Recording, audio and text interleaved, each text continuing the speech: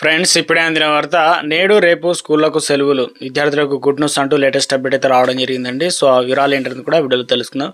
వీడియోని చివరి వరకు చూడండి, అర్థమవుతుంది. మరోసారి ఛానల్ వస్తే తప్పకుండా సబ్స్క్రైబ్ చేసుకోండి. చూస్తున్నారు కానీ లైక్ చేయడం మర్చిపోతున్నారని వెంటనే లైక్ చేయండి. వివరాలు అయితే విద్యార్థులకు వారి తల్లిదండ్రులకు ముఖ్యమైన గమనిక అన్నమాట. ఎందుకంటే డిసెంబర్ 16న ఈరోజు మంగళవారం దేశవ్యాప్తంగా వివిధ రాష్ట్రాల్లో స్కూళ్ళకు సెలవులు ప్రకటించారు. అసలు కారణాలు ఏంటి చూసుకున్నట్లయితే రాష్ట్రాల్లో స్కూళ్ళకు మూతపడినాయో ఇప్పుడు చూద్దామని తెలుసుకునే ప్రయత్నం చేద్దాం.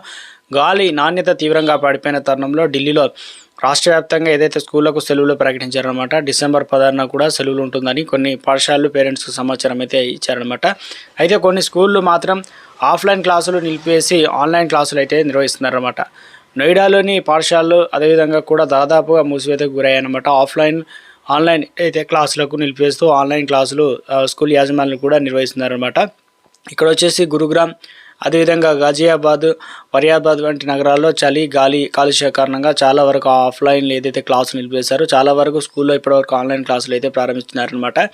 తెలంగాణలో ఇప్పటికే జరిగిన స్థానిక సంస్థల ఎన్నికలకు ఇప్పుడు స్కూళ్లకు సెలవులు అయితే వచ్చాయి. ఇప్పుడు మరోసారి విద్యార్థులకు సెలవులు రానున్నాయన్నమాట. రాష్ట్ర ప్రభుత్వం డిసెంబర్ 16, 17 తేదీల్లో వీఆర్ఓ పరీక్షలు అయితే నిర్వహించడానికి, దీంతో తెలంగాణలో వీఆర్ఓ పరీక్షలు నిర్వహించడానికి స్కూలు సెలవులు ఇవ్వనున్నారు. కానీ పరీక్షా కేంద్రాలు లేని పాఠశాలలో తరగతులు యథావిధిగా అయితే జరుగుతాయన్నమాట. రాజస్థాన్, మధ్యప్రదేశ్, ఛత్తీస్గఢ్ ఏదైతే పాఠశాలలో తెరిచి ఉన్న